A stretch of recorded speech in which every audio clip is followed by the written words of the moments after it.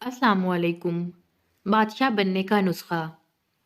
एक भिखारी ने एक बुजुर्ग के सामने सवाल दराज किया और साथ ही दुआ दी, अल्लाह ताला तुम्हें बादशाह बनाए।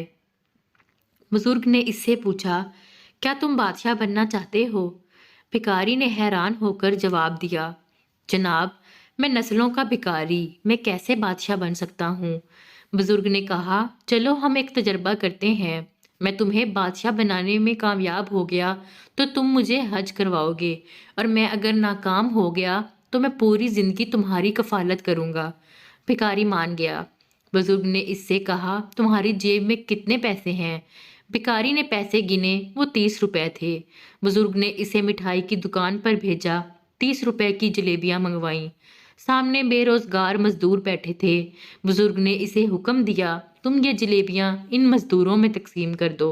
भिखारी गया और जलेबियां मजदूरों में बांट आया।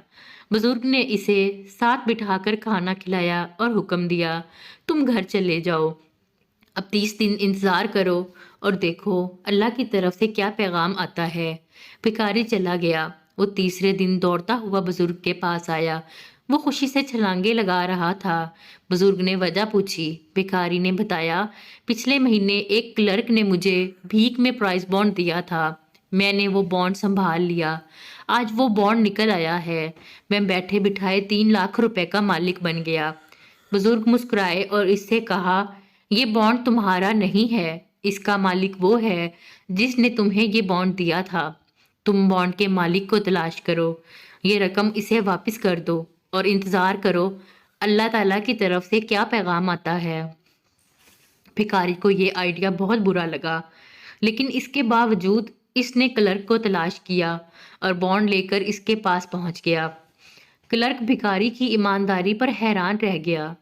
वो भिखारी के साथ दफ्तर से निकला, डीसी ऑफिस गया, वहां कंस्ट्रक्शन कंपनी रजिस्टर करवाई, भिखारी को 50% का हिस्सेदार बनाया और सरकारी ठेके लेना शुरू कर दिए।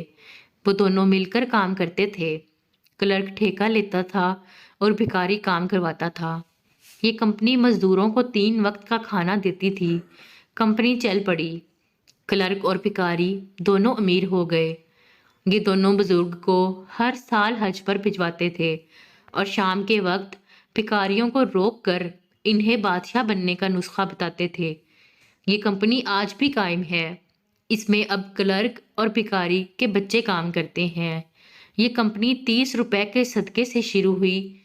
ये अब तक दर्जनों लोगों को बादशाहों जैसी जिंदगी दे चुकी है, जो जाहिल भी हैं, नालायक भी और गैर मोहताज भी, लेकिन इन पर अल्लाह ताला का करम बरसता है। मैंने जब भी तहकीक की, मुझे इस करम के पीछे हमेशा सदका और खैरात मिला। ये दिल के सखी और हाथ के खुले हैं। मैंने एक और चीज़ भी मुशाहिदा की, इंसान अगर सदका करे और साथ ही आजिज़ी इख्तियार कर ले तो दौलत भी मिलती है और इज़्ज़त भी, क्योंकि जिस तरह खुशहाली का ताल्लुक सदके से, बिल्कुल इसी तरह आजिज़ी से वाबस्ता है। आप जितना झुकते चाहते हैं, आपकी इज़्ज़त में इतना ही इजाफा होता जाता है। आप इस मामले में औलिया कराम की मिसाल ले लीजिए। औलिया कराम में आजिज़ी होती है, चनाचे इनके मज़ारात हजार हजार साल तक आबाद रहते हैं। ये खुले दिल और फराख हाथ भी होते हैं।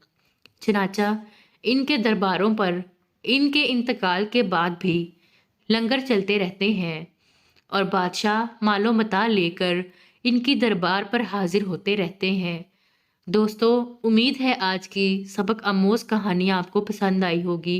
पसंद आई है तो कमेंट में अपनी राय का इजहार करें, वीडियो को लाइक करें और चैनल को सब्सक्राइब करें। अल्लाह हाफिज़।